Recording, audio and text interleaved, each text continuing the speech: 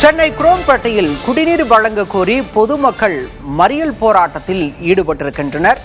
விவரங்களோடு செய்தியாளர் தமிழரசன் இணைந்திருக்கிறார். தமிழரசன், இந்த பகுதியில் எத்தனை நாட்களா குடிநீர் வழங்கப்படவில்லை? ஏன் பொதுமக்கள் மறியலில் ஈடுபட்டிருக்காங்க?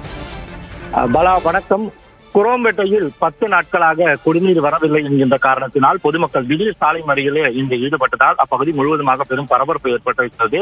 இதனால் போக்குவரத்து நெரிசலும் ஏற்பட்டிருக்கிறது. பல்லாவரம் சட்டமன்ற தொகுதிக்கு உட்பட்ட குரோம்பேட்டை 27வது வார்டு கோதண்ட நகர் பகுதியில் கடந்த 10 நாட்களாக மேலாக இந்த குடிநீர் விநியோகம் செய்யப்படவில்லை என்று ஒரு குற்றச்சாட்டு எழுந்திருக்கிறது. இதனால் அப்பகுதி மக்கள் மிகுந்த அவதிக்கு உள்ளாகி இருக்கிறார்கள். பொதுமக்கள் கடும் அவதிக்கு உள்ளான நிலையில இந்த காலை ஜிஎஸ்டி சாலையில போக்குவரத்து நெரிசல் ஏற்பட்டிருக்கிறது. சாலை மறியலில் ஈடுபட்டிருக்கிறார்கள். பலமுறை அதிகாரிகளிடம் முறையிட்டும் எந்தவித நடவடிக்கை எடுக்கப்படாத காரணத்தினால் ஆத்திரமடைந்த கோதண்ட நகர் பொதுமக்கள் இன்று திருநீர்மலை பிரதான சாலையில் திடீரென சாலை மறியலில் ஈடுபட்ட போது இந்த போக்குவரத்து நெரிசல் என்பது ஏற்பட்டிருக்கிறது.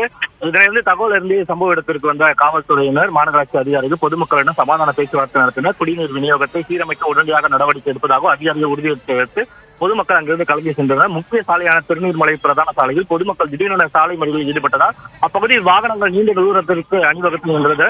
இதனால் குரோம்பேட்டை பகுதி முழுவதுமாக கடும் போக்குவரத்து நெரிசல் ஏற்பட்டது என்று சொல்லலாம்.